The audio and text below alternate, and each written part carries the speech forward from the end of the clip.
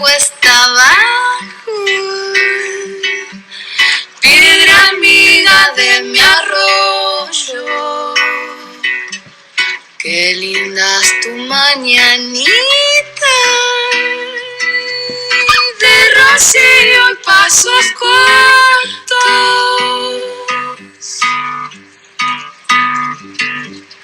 Dibujar en la tierra, para no olvidar tu mirada.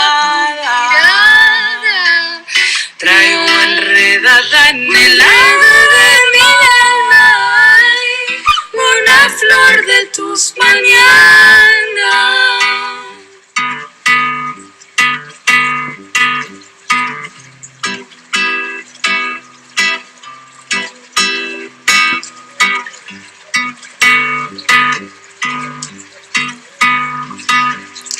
Canto, vengo río abajo,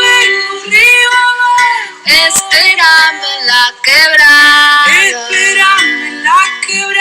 traigo dulce, traigo abrazo, y traigo el canto de los pájaros.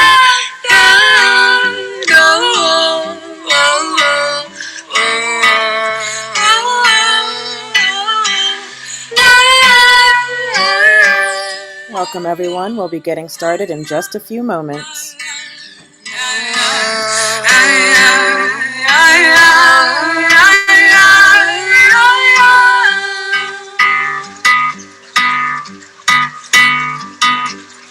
Ya me estoy volviendo norte, mi agua viene cuesta abajo. Hermana, soy de los vientos,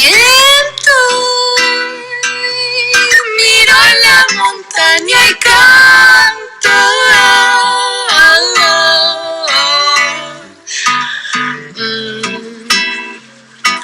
Y traigo el canto de los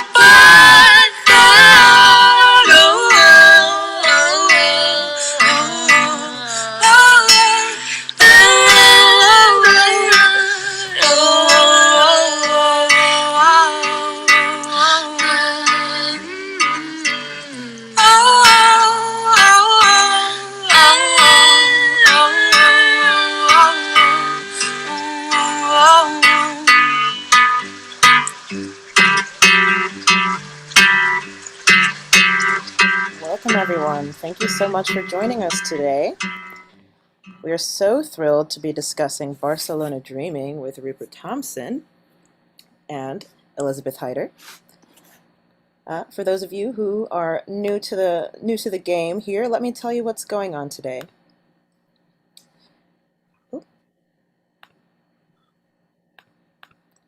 If you haven't met us before, we are Lost City Books, a used, new, and rare bookstore located in Adams Morgan, D.C.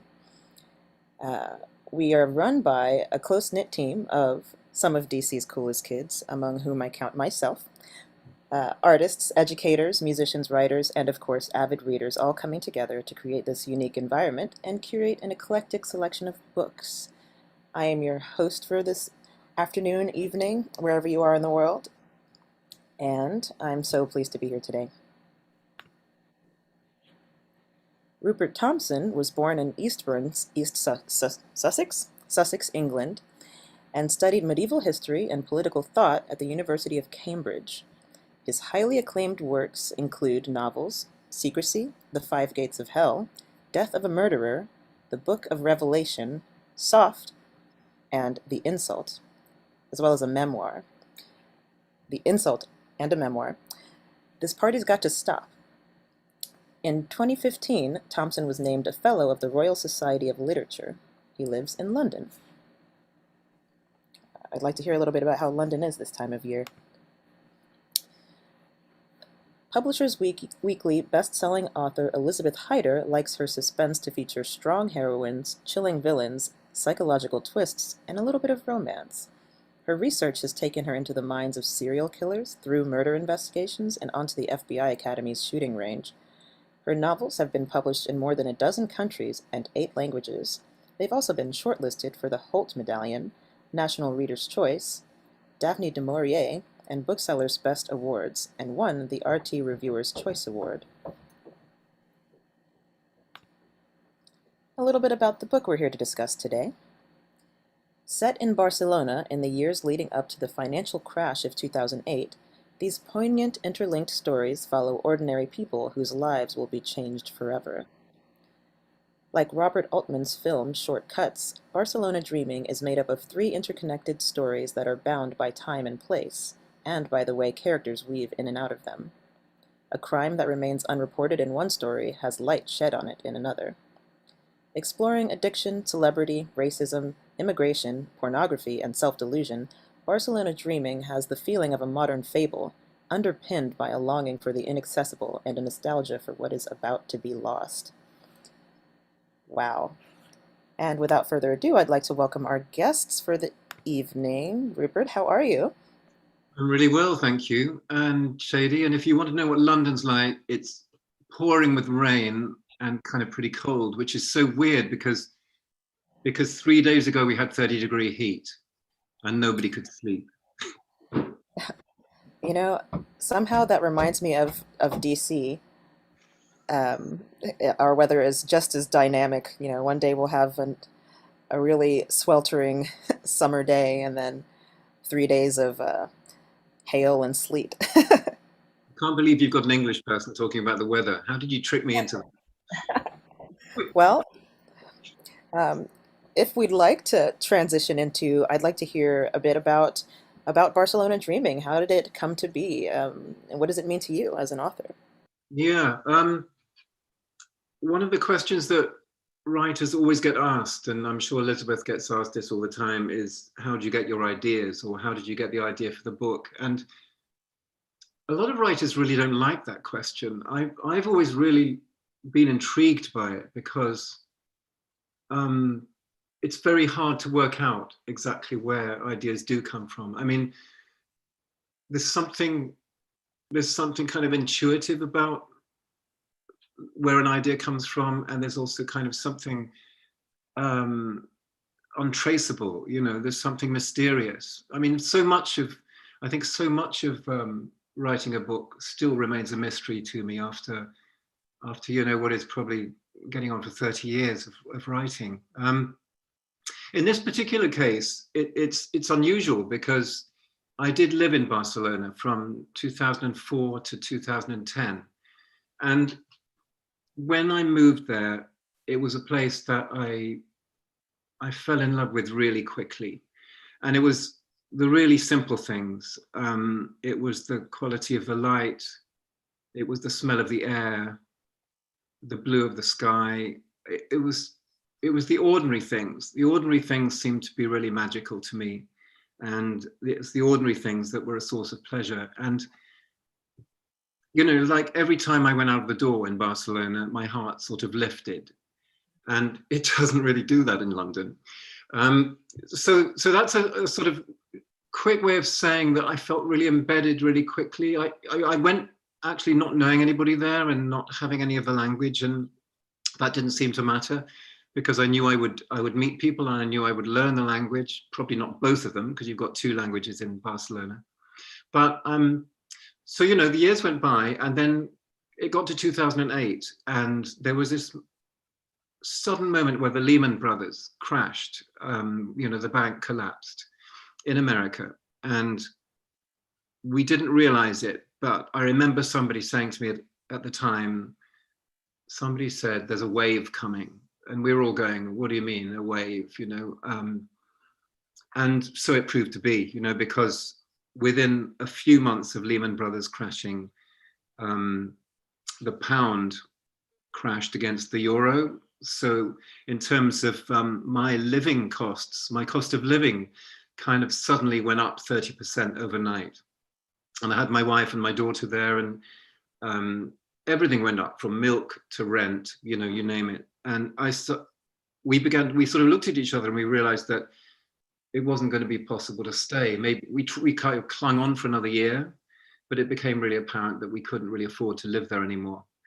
And at that time, in the last kind of couple of years, my office, so-called, was a room in a convent at the back of the city, right at the back, at the top of the city. And actually, I didn't pay rent for my office. I paid a donation to the Catholic Church. It was the cheapest office I've ever had. It was like €100. It's like $100 a month. And it was perfect because obviously it was really peaceful. There'd be some singing on Sundays, but otherwise it was silent. And the wonderful thing about this office was that when I came out at the end of the day, I would have to go down 3 hills. I would walk down 3 hills to get home. And at the top of the hills, I would just look out over, I would see the whole city laid out below me, half of it in shadow, half of it in sun, because the sun was setting behind me, and the sea beyond that. And in the last sort of few months of that walk home, I started saying to myself, remember this. You've got to burn this into your mind because soon you won't be seeing it anymore. And there was this kind of exquisite poignancy about that feeling, because I've lived in a lot of places in the world, but I'd never actually had this feeling of immense nostalgia. You know, it wasn't even over yet, my time in the city, but I had this kind of nostalgia for it, even though I hadn't left yet. And I had this kind of melancholy. And from one day to the next, and this was now in the last 2-3 months of my time there in 2010, from one day to the next, I decided to write something about the city, because I wanted to capture this place that I'd loved so much. And I really had no idea what I was going to write. I mean, whether it was going to be fiction or non-fiction. And from one day to the next, I just started. And I actually had nothing. Well, I had one image. And the image was of a woman in her early 40s being woken up in the middle of the night by the sound of a man crying. We can maybe talk about later about why I should have that image, but that was what I had, and I ran with it. And the characters that came to me weren't characters I knew or even expected, and the stories that came weren't stories that I expected either. The whole thing was a surprise to me.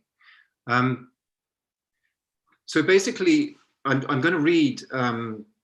I'm just going to read a short piece, like 4 minutes or something. The woman in question, Amy, is woken up, as I said, by the sound of a man crying. There's a weird thing about her apartment. Her apartment is above an underground car park. And when she first moves into this apartment, the sounds from the car park seem incredibly close. Like she can hear the jingling of keys in someone's hand. She can hear someone cough. She can hear someone answering their cell phone. And at first, you know, it's kind of quite unnerving in her apartment because it almost feels like those people are in the apartment with her. And gradually she adjusts, but the sounds are still the same. You know, the acoustics are still weird. So when she hears this man crying at 2 a.m., she knows where it's coming from. She knows it's coming from below, you know, in the car park below.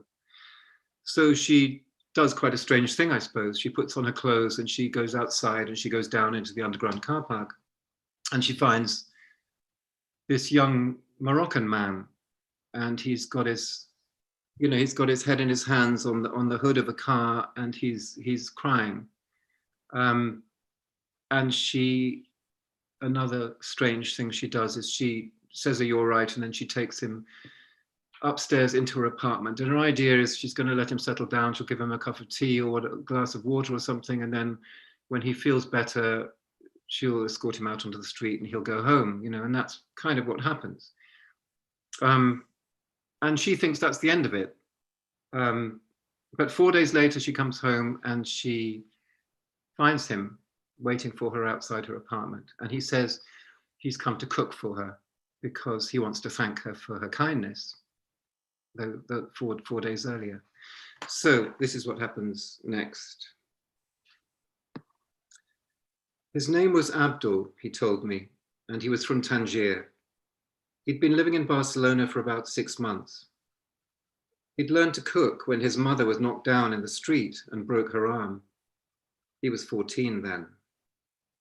As the eldest of 3 children, he had to take over in the kitchen.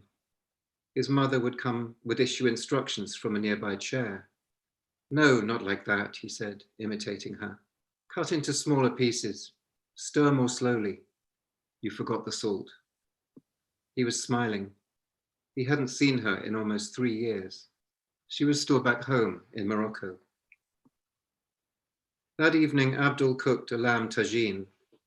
He'd arrived with everything that he would need, not just the meat, but tomatoes and onions, dried apricots, fresh coriander, and his own herbs and spices wrapped in twists of rough brown paper. He even brought a terracotta cooking pot with a lid. We ate at the small table on my terrace. I lit candles and opened a bottle of red wine. As a Muslim, Abdul was content with fruit juice. His Spanish was no more sophisticated than my French, and he didn't have any English at all, but we had no trouble communicating. I asked him about Morocco, a country I'd never visited. His father's family were Bedouin, he said. They lived in the mountains to the south of Marrakesh. He was open and talkative, nothing like the tense, wary person I'd come across in the small hours of Thursday morning. He didn't seem to find it awkward to be alone with a woman from a different culture, a woman he barely knew, and I caught myself hoping it wasn't on account of my age. At least once that evening, while in the bathroom, I leaned close to the mirror, examining my face. People were always telling me how young I looked, how me and my daughter Ma could easily be sisters. But that was just something people said, wasn't it? On my way back to the terrace, I paused in the shadows at the far end of the living room. I could see Abdul through the sliding glass door. Gazing out into the night with his chin propped on one hand, he looked at home, at ease. The fact that I had met him when he was at his lowest had given him, paradoxically, a kind of strength. After all, in his own eyes, he would never be less of a man than he had been on that first night. It grew late, but the idea that he should leave didn't occur to him. His complacency made me smile, and I had to turn away so he didn't notice. I didn't want him thinking I was mocking him. Busying myself at the sink, I told him I had to be up early in the morning, and that it was probably time he went home. With anyone else, this would have been rude. Not with him, somehow. He stretched lazily, as if he had also drunk a little too much rioja. Then he gathered up his cooking pot, which I had washed, and his remaining herbs and spices, and packed them into the carrier bag he'd brought with him. Once I'd showed him out of my apartment, we stood on the thin strip of pavement at the front of the building. Aware that my neighbor's living room window was open, I stepped closer to Abdul and spoke in a low voice. I thanked him for cooking for me. He nodded, then studied his feet. For the first time that evening, he seemed on edge, as if waiting for something. And I remembered how on Thursday night I'd given him cab fare. He was too embarrassed to ask for it, perhaps. Do you need money to get home? I asked. I'll take the metro, he said, or a bus. He turned away, but then turned back. Did you think about me? I'm sorry. I wasn't sure I'd understood. Did you think about me on Thursday night after I had gone? His eyes were earnest and sober, as if the matter troubled him, but I still couldn't work out what he was asking. Before I had time to answer, he spoke again. I thought about you. A car came up the narrow street with its headlights on full beam, and as I half closed my eyes against the glare, one of its wing mirrors clipped my thigh. I let out a faint cry, but the car was already past me and turning onto Avenida Foch. Abdul put a hand on my upper arm near the shoulder. Are you all right? I'm fine, I said. It was a shock, that's all. His hand remained where it was, his gaze intent, unfathomable. He seemed older just then, and I thought I could imagine how he might age. Threads of white in those dark curls and fine lines at the edges of his eyes and mouth, but still something extraordinary to look at. Really, I said, it was nothing. I looked away from him, but felt his gaze rest on me for a moment longer. Then he took his hand from my arm and walked off down the street in the direction of the metro station. I stood and watched him go, his head poised, almost afloat in the air. After what he had said, I could feel my heart beating. It had slowed down and seemed at the same time to have become more powerful, more urgent. And I thought he might look over his shoulder, just a glance, but he didn't, not even once.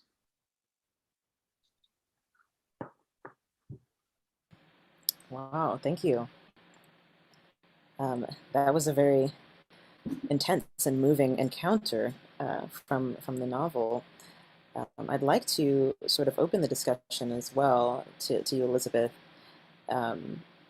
We can start with this excerpt specifically, just sort of what were your impressions as you were reading the book, or Rupert, for you writing the book, and how do these characters kind of jump out to you from the page? Yeah, I will say this is one of my favorite characters from the story was Amy and Abdul. I love their story, and I love how some of the pieces threaded through the other stories. The sense of place was one of my favorite things about the book as well. And what you learn about Abdul to come and some of the things that you see hints of here were really interesting. And I'm curious about how you decided not just this scene, but on the opening for this story, how you decided to place the different scenes that were going to make up this particular story, if that makes sense. Yeah, well, the as I said, I began with very little. You know, I just began with this idea of a woman waking up, and the idea of her strange. I didn't really have to think about whether she would go down to the underground car park or not, or whether she would try and help this young man or not. That just seemed like what she would do. You know, that seemed like in her character, and so, you know, that's a way of saying, I suppose, that I had a very strong sense of who she was right at the outset, and sort of, as I suggested earlier, seemingly from nowhere. You know, this is not a woman I knew or was even expecting to write about, let alone write as, because as you can tell, it's in the first person and I'm writing as her. So, you know, I ran with that idea of someone who she's English, but she's living in Barcelona. I mean, the reason why she's there is because she was married to a Catalan man, you know, a man from the city, and he cheated on her, and she just thought that she hated him for that and thought it was weak of him, and she expected more of him, and you know, the marriage was over before their child was really even born. So it's the idea of someone who's I guess she seems pretty strong and pretty unconventional. I mean, and I like the way of the story is told in a very kind of understated way. In fact, some of the critics have used the words understated or ethereal or spare. And actually, I don't, you know, the story itself is not understated at all. It's actually quite an extreme story. And so there's this kind of contrast between the way it's told and what it's actually about, you know, between the telling of it and the content, if you like.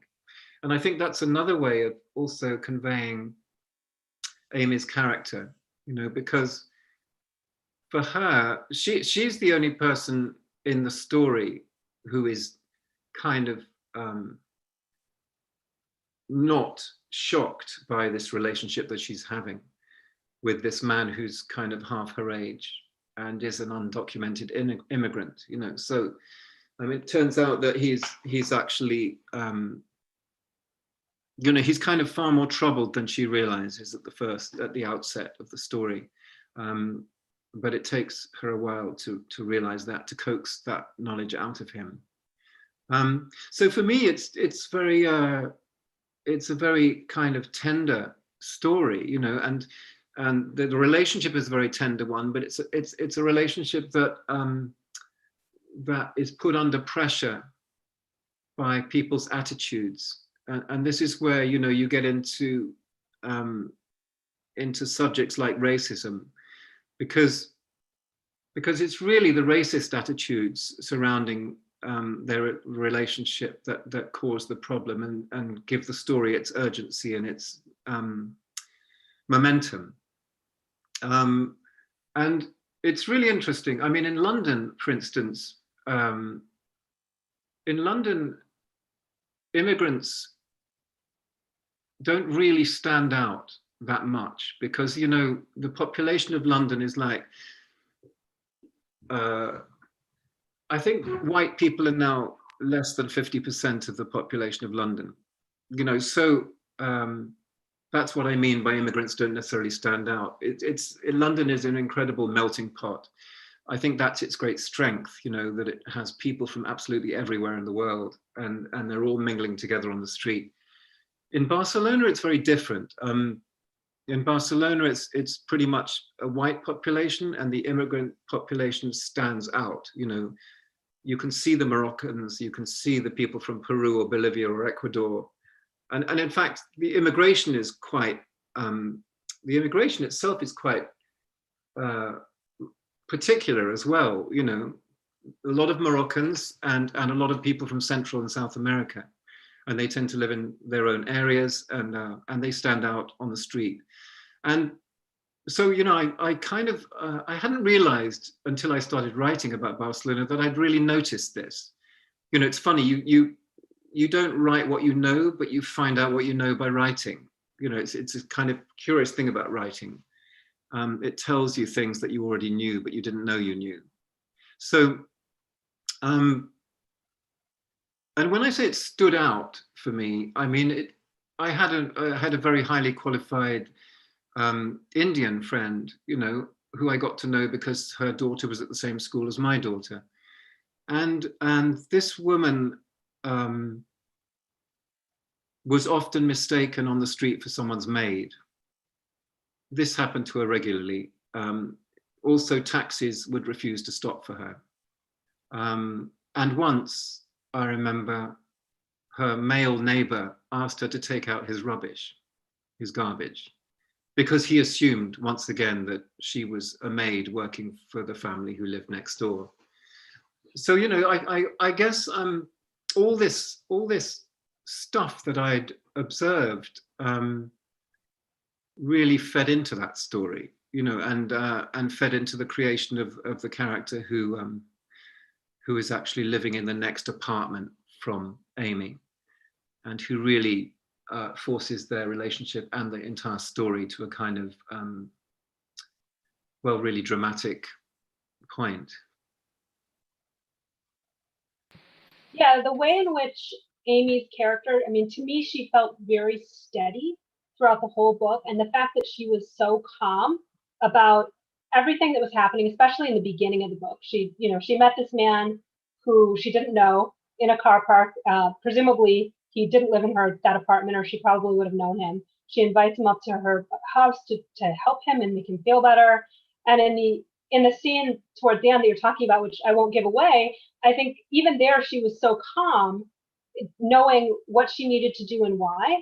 And when she was talking to the police, and I felt like it really brought out some of those issues that you were trying to talk about, not just the racism, but also some of the other inequities with you know, the crime that we know happened to him at the beginning, and we learn about along the way, but we know something has happened to him when she first meets him.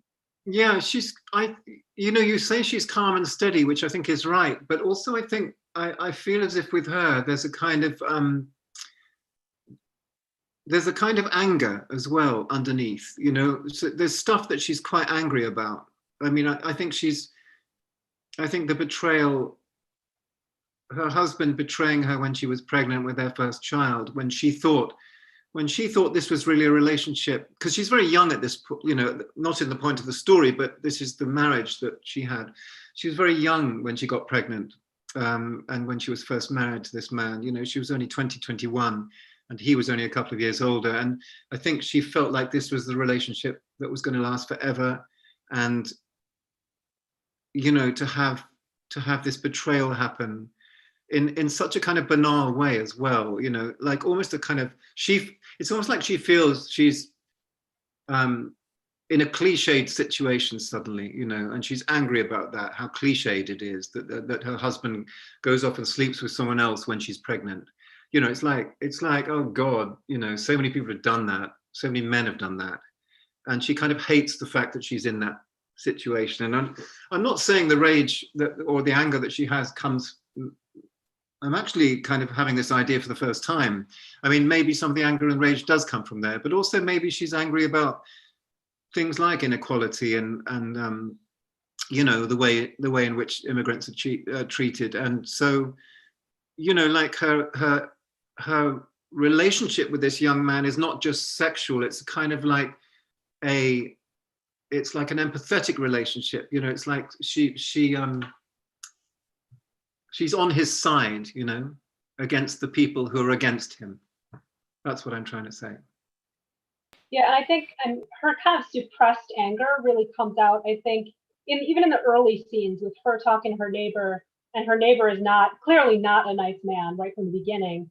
And you feel that internal anger, but outwardly she's pretty calm and polite to him and moves along. And it's not until he acts against someone else that she takes action for that. So she was a really interesting character for me. And yeah, you talked a lot about the infidelity, which I thought was interesting too, because that's something that threaded throughout all the stories in really different ways.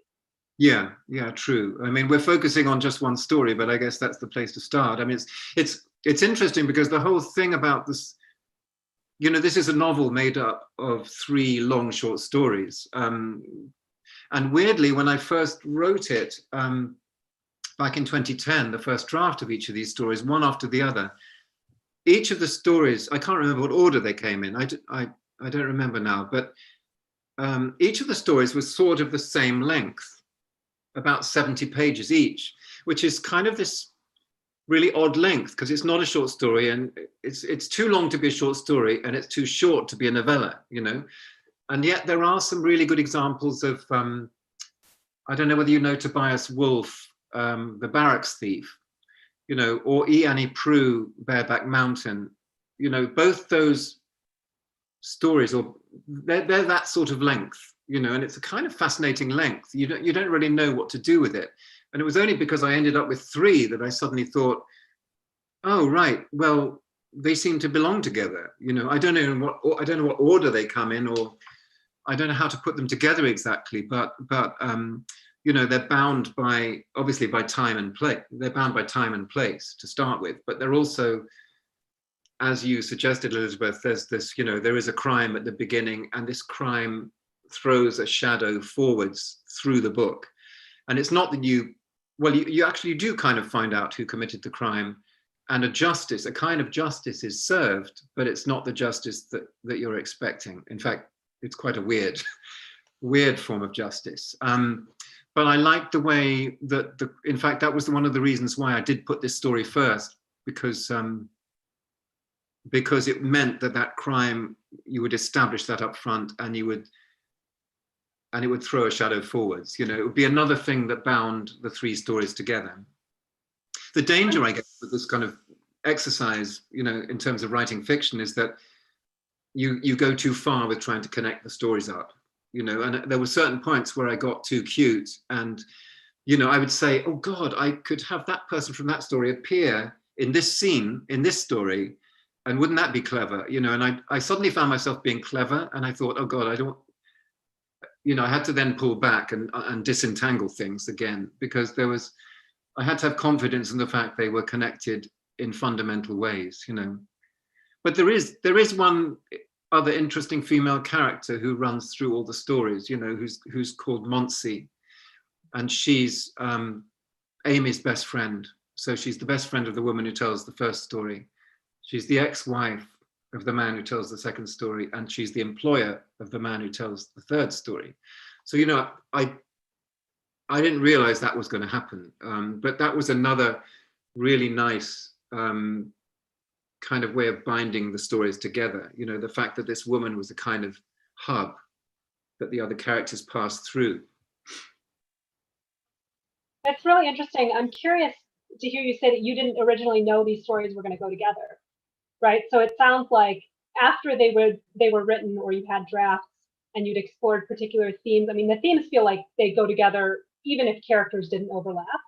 But so then did you go back through and decide, okay, Monsi wasn't originally in the second 2 stories, maybe, that she would find her way into those stories?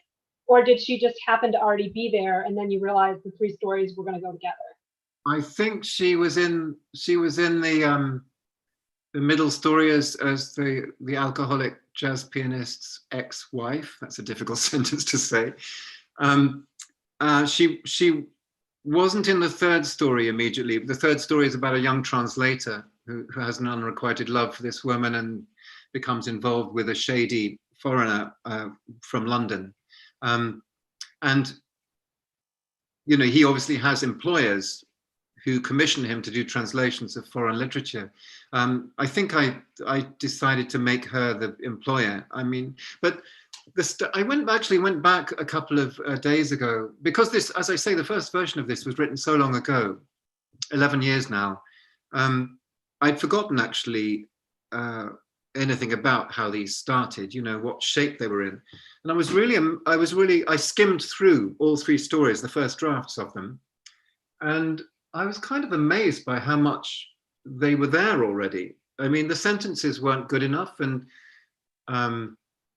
you know, there were lots of things I needed to do, but the essential stories were all there. And it was very odd, because I had the feeling that, you know, I mentioned at the beginning that I was trying to capture this city that I loved, and it was almost as if the city sort of knew that I loved it, and it trusted me, and it decided to speak to me, you know, because, and I'm making this sound a bit mystical, I know, you know, because there's this big argument about, you know, this again is where do your ideas come from? Do they come from deep inside you? You know, do you drop down a lift shaft inside yourself and pull the story up out of your unconscious, or do you somehow connect to something outside of you and become a kind of vessel for a story and transcribe it, you know? I actually sort of think it's both at the same time somehow, but with this particular book, it was very much like I was listening to the city speak, and I was transcribing what it told me. So the stories that you read in this book are the stories that the city wanted to tell me. That's what it felt like at the time when I was writing it, and it still feels a bit like that now.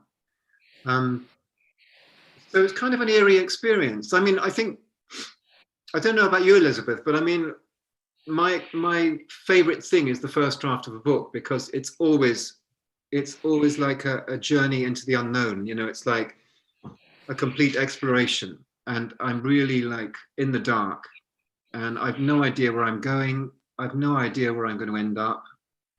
You know, I'll probably to continue the metaphor of traveling, you know, I'm going to take scenic routes that I don't need to take, or I'm going to crash. But it doesn't really matter, because no one's going to see that first draft, you know, because what happens then after that is that I write maybe, in this case, I wrote 12 more versions of each story, I think. I did 13 drafts altogether of each story, from beginning to end each time, and also going back inside those drafts. So, you know, and that happened over the last 10 years. Well, no, sorry, I delivered it 2 years ago. So it happened over the course of about eight years, while other things were going on. So yeah, I can't remember why I've got onto that. Something, Rupert, that this is reminding me of, and I'd love to hear both of your thoughts on this. And this might be a bit of a reach, so bear with me, but Carl Jung's Red Book is considered to have been an accumulation of all of his sort of internal processing of sensing the lead up to World War I. So it, you know, he kind of spits out all of these very emotional, very detailed descriptions of his thoughts and analyses and feelings, and then after the fact goes back World War I. After World War I begins, and starts talking and analyzing it through the lens of, oh, I realize now that all of this that I wrote up until now was because I could sense the building up towards World War I. And I wonder if something similar happened with Barcelona Dreaming, where it's capturing the essence of the city where you were, and also capturing these very tense characters and feelings, and interactions between the characters, in the lead up to the financial crash of 2008. So, does that make sense? Yeah, I mean, do you mean there's a sense in which you kind of, it's almost like art creating life, you know, it's as if, if you listen carefully enough, if you really have your ears wide open and your eyes wide open, then you can pick up things that are already beginning to happen, but most people haven't noticed, you know. And I don't know whether that's what I was doing. I mean, you know, as I say, I was in the dark and I'm just listening and something's coming to me, and I don't know what it is. And you know, I'm very much with the French artist Louise Bourgeois, who says, you know, what did she say? She said, I trust my unconscious. My unconscious is my friend. And I'm really completely 100% intuitive when I start work on something. I really simply following a scent or receiving a signal. I'm not using any reason. I'm not kind of like trying to control it. I'm letting it happen, and it doesn't matter if it's embarrassing or it doesn't matter if it's wrong, because in the course of that, there will be something in that I can use. You know, it's like, and that process for me always happens very fast. I mean, the first drafts kind of, I work like 7-8 hours a day, 7 days a week when I'm doing that, and the drafts often can be done in about a month or 5 weeks or something. So I came across this wonderful thing the other day. Werner Herzog, the German director, I was watching an interview with him, and he quoted a Peruvian proverb or phrase, and it's perseverance is where the gods dwell. And it's like this, I think this is why I work every day and work all the time, is because if I persevere, if I'm there all the time, the magic will happen, you know, and I'll somehow capture it. I'll be able to capture it. That's my theory anyway. I love that quote, and I work pretty differently. I know what I'm going to write before I write it. I plot, but I do think themes emerge anyway. I can't write a book without knowing what themes I want to explore.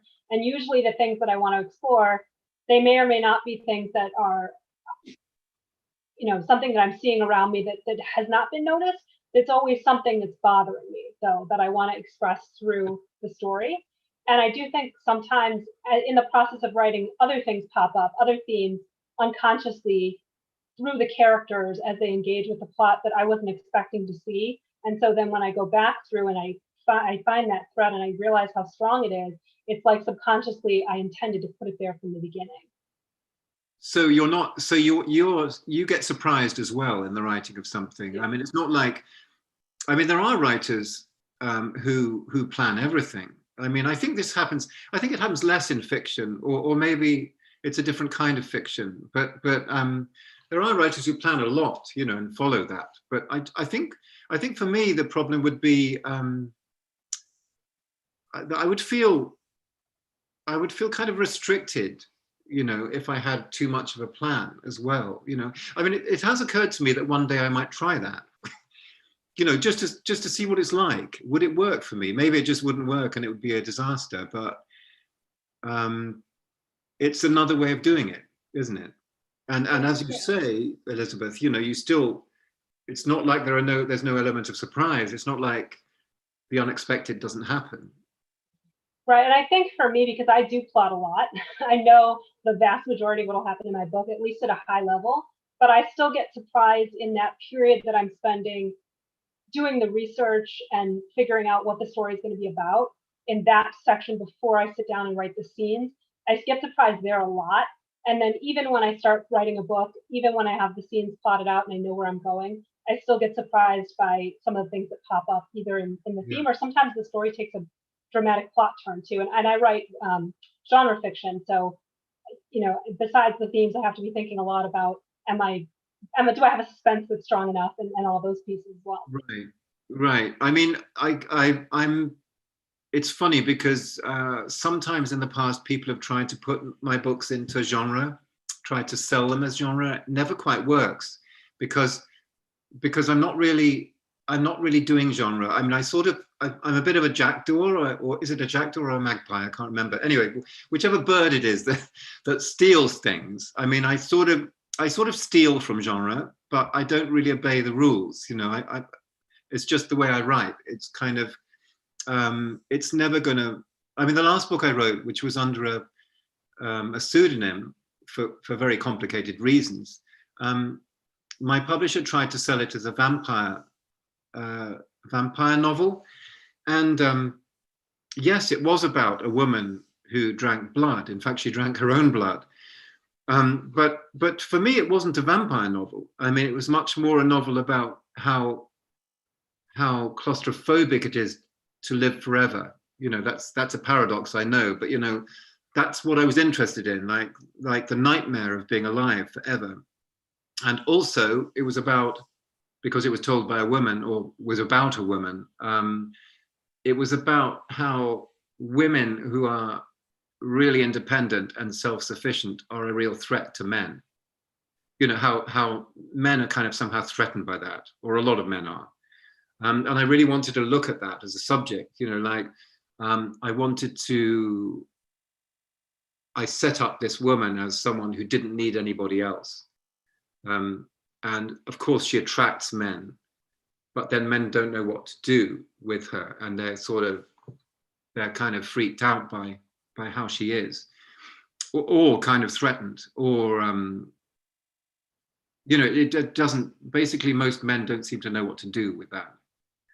So, you know, that trying to sell that kind of a book as genre isn't really going to work.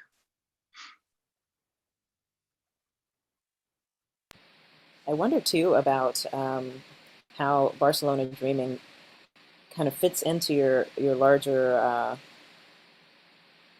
your collection of books, and how do you see this sort of advancing your readership and the audience that kind of relies on your previous books? That's a frightening question. Advancing my readership. I mean, I honestly, my wife used to tease me before she was my wife, when she was my girlfriend, so fairly early on. She used to tease me, and she used to say that my typical reader was a dysfunctional 23-year-old man who worked. You don't know what an off license is, do you? Like, worked in a shop that sells alcohol. We have these shops in the UK, you know, that are called off licenses, and they basically just sell alcohol. So she said that's my typical reader, some 23-year-old loner man who works in a dead-end job. So I said, thanks for that. And I'm kind of hoping I've, you know, gone a bit wider than that now.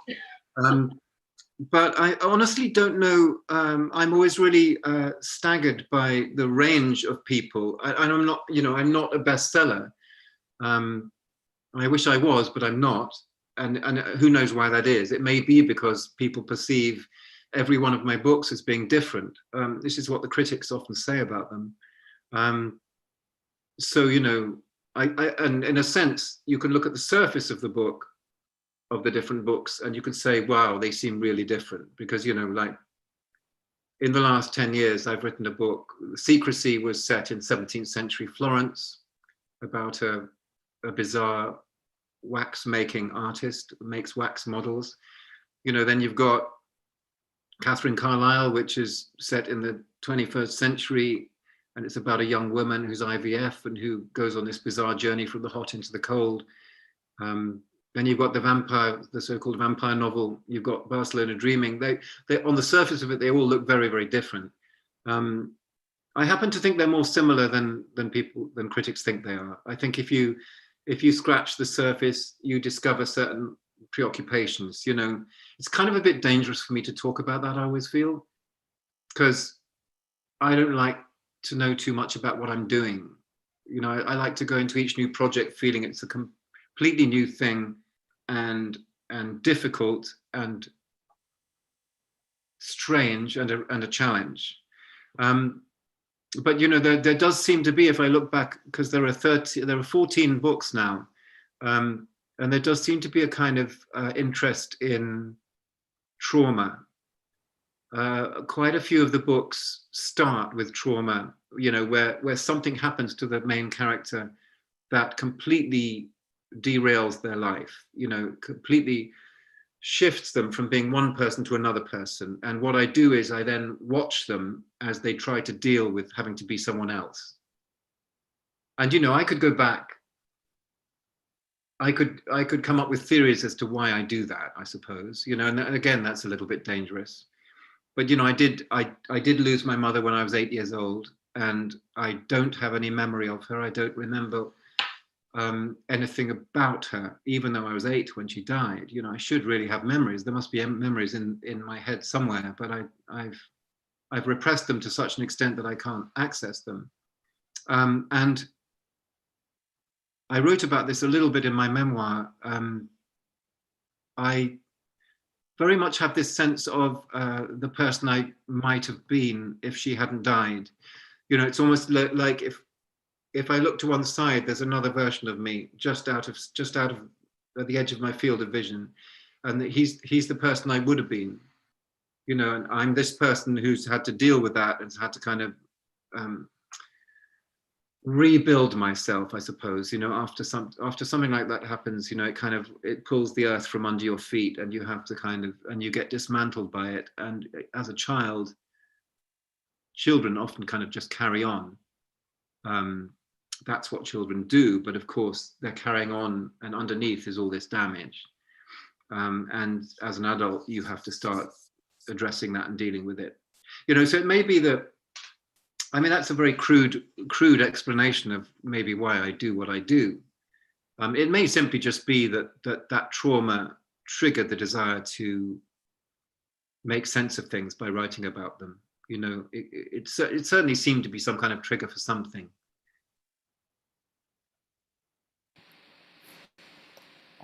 What you said just reminds me more specifically about the characters in Barcelona Dreaming, who are all, as you said, critics describe the characters and the events as sort of subtle or understated in a way. And what you said about seeing another version of yourself just out of left field makes me think about how, in a lot of ways, these characters are also grappling with very complex inner lives and pasts, or what have you, but their outward expression of that past is very different from, you know, it's not dramatic and all over the place. It's very subtle and expressed through, for example, the quiet rage of the character we discussed earlier. Well, so I'd like, go on. Go ahead, please. Oh no, I was just going to say that in the middle story, you do have this alcoholic, you know, jazz pianist who, I think he's not that subtle in the way he's going about it. I'm just sort of slightly disagreeing with you, I suppose. I mean, he tells what he does do is, I mean, that central story is really a story of self-denial, you know, or self-delusion, sorry, you know, because it's someone, I guess we all know alcoholics, do we? I mean, we've all come across them, and you know, what they tend to do is they have the great excuse, if they behave badly, of being able to say, "Did I really? I can't remember. You know, I don't remember doing that. I don't remember saying that." That's kind of convenient, and it's also kind of tragic because they're trapped then in a place where they can't really. We can't really take action on something that you don't remember. You know, you can't start to deal with it if you're in denial about it ever happening. So, you know, his story is interesting because it begins in the same place as it ends. So he's a person who's trapped, and it's only because he tells it in the first person, he's really trying to conceal what he's doing from the reader, but I think he still gives himself away. So I think the reader knows that he's probably abusive towards his Brazilian girlfriend, that the reason his girlfriend has left him and taken her child away is because probably there's been violence. You know, I mean, there's a very subtle scene where he wakes up in the morning after being totally, having had a kind of alcoholic blackout. And she has a bruise on her face. And he says, oh, how did, he says something about, oh, she's always clumsy when she gets drunk, you know. So he's sort of coming up with another explanation as to why the bruise might have happened. But we suspect it was probably him who's responsible for that. And so it's a kind of tragic story, but it's also a funny story, you know, because probably the funniest story of the three, because he does have this completely made up relationship with a famous footballer. I wonder if you in America, you know who Ronaldinho is. I did kind of slightly remember that. You know, as I was reading it, I thought he seems like he's a real person, but I'm not sure. And my husband grew up in Greece and he's a big soccer fan. So I asked him and he's like, oh yeah, he's real. But I was going to say, one of the things that I found really interesting about all three stories, and particularly I think the second two, is this kind of intersection of trauma and perception. And you really play in the second two stories around with what's reality, what's not, and how do people's own experiences or their own desire to see things a certain way skew what they are telling you, especially when talking about the point of view character, like in that second story. And even really with Geordie in the third story. Actually, the third story as well, because you have the, you have the mysterious chest of drawers, which the piece of furniture that behaves in a very strange way, you know, and that's, I mean, it's interesting because the feeling I had when I was first writing these stories is that I was writing stories that felt a bit like fairy tales or fables, you know. They didn't have the titles they have now at the beginning, but they by the time of the second draft, they did. You know, because you've got three stories that sound like fairy tales: the Giant of Sarriá, the King of Castelldefels, the Carpenter of Montjuic. So those are three different areas of, you know, of Barcelona. But you've got the King, the Giant, and the Carpenter. They're kind of like characters from myths or fairy tales. And I think I've always loved, there's a Danish writer, I don't know whether you know this writer, called Isaac Dinesen. She's also known as Karen Blixen. She wrote Out of Africa, famously the memoir, but much more interesting than the Out of Africa are the short stories. And there's a wonderful collection of short stories called Winter's Tales. They're so mysterious and kind of, Elizabeth, what you're talking about, trauma and perception, that's exactly what they're dealing with. You know, I read these stories again and again and again, and I can never quite understand what they're about. You know, I never get to the bottom of them. I mean, I love fiction like that, you know, that I keep having to return to, and I find new things in, and there always remains this kind of mysterious element that cannot be explained. I mean, I think writers like Toni Morrison have that as well, you know, to some extent. I think she, in books like Beloved, you know, it's a long time since I read Beloved, but there's a kind of supernatural element, you know, a mythical or supernatural element, which I really love about her writing. And so, yeah, I do have that in this. And I sort of give myself permission to do it, even though, I mean, I play with that idea as well, you know, because in the third story, when you have Vic Drago, who's the shady Londoner, telling this story about the chest of drawers he buys, which behaves very strangely, he himself is questioning his own story. You know, he's saying it's crazy. I mean, I can't believe I'm telling you this. Because it's like the story shouldn't be happening to someone like him. You know, he's a skeptic, he's a realist, he's cynical, he's immoral, you know, he has no morals, in fact. And it's not so he finds himself telling this story that really, it should be a story he's listening to someone else tell, and then he could take the mickey out of them and not believe it. You know, so I like that twist, you know, if you like, of giving someone a story that they really don't want to be telling.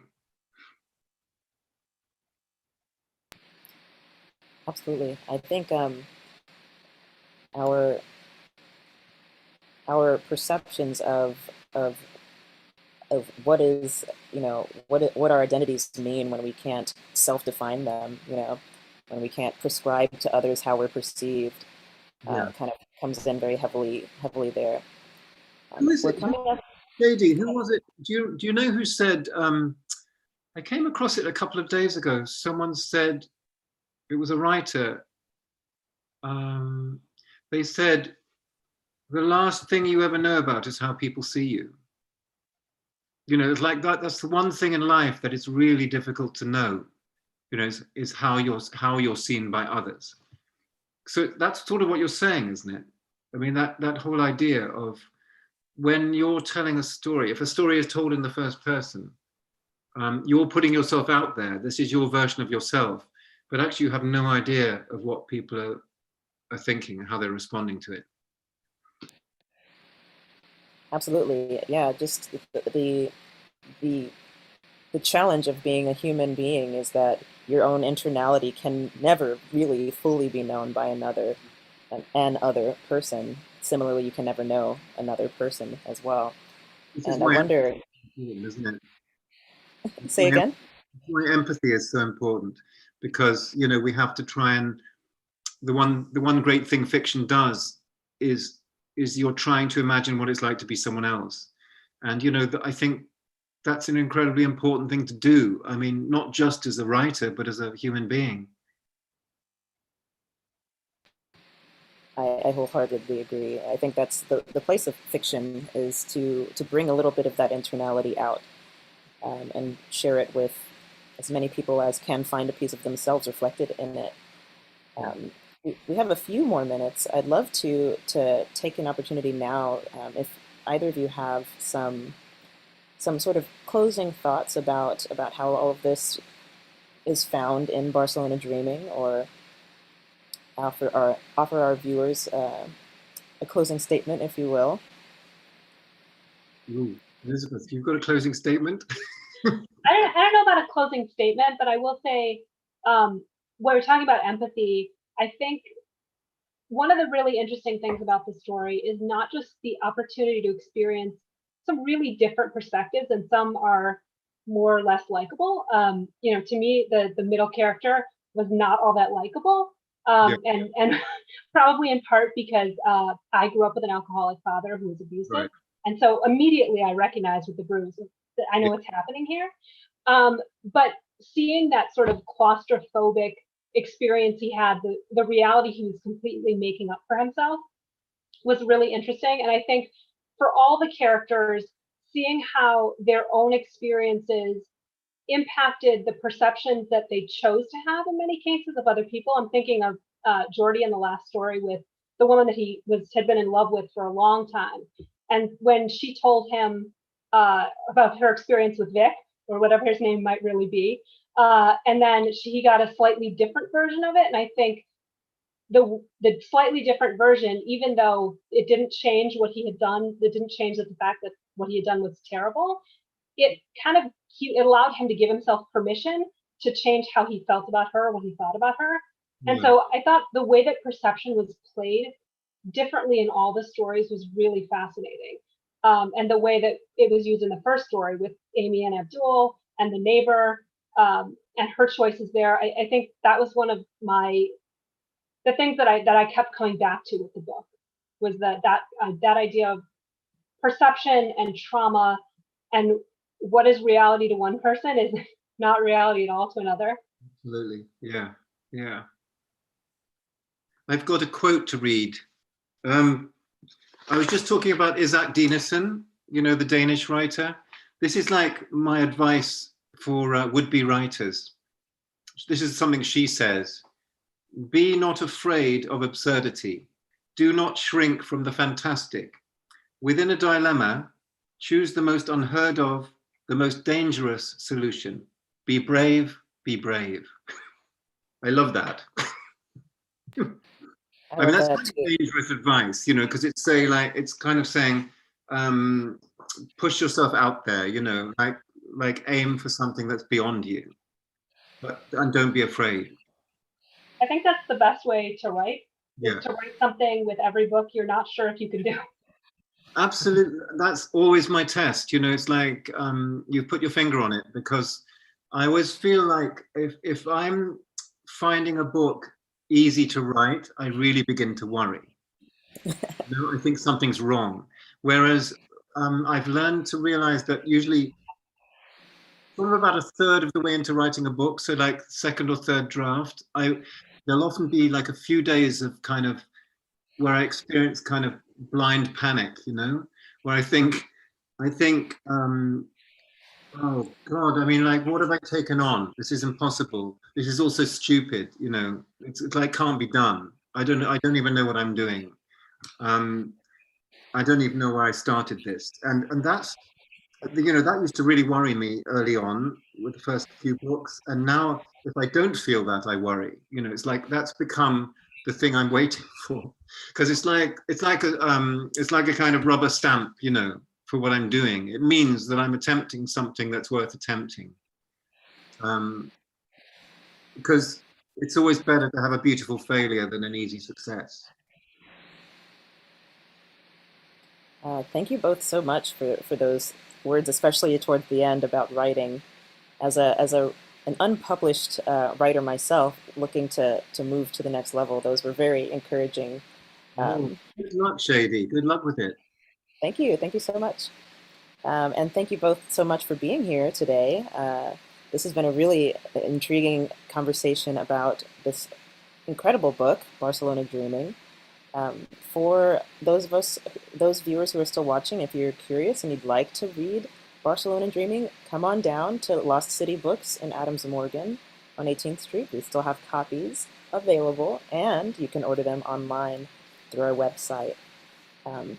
Stay tuned to future live streams with our authors, and go ahead and follow. Where can our viewers follow each of your updates and work? Where's the best place to follow you? You can follow me on my website, which is just elizabethheiter.com. It's HEITER. Yeah, I'm on Twitter and Instagram. So what's the Twitter? Rupert Thomson 1 on Twitter, or Rupert _Thompson. Absolutely. Thank you both again, and have a good evening. Thank you.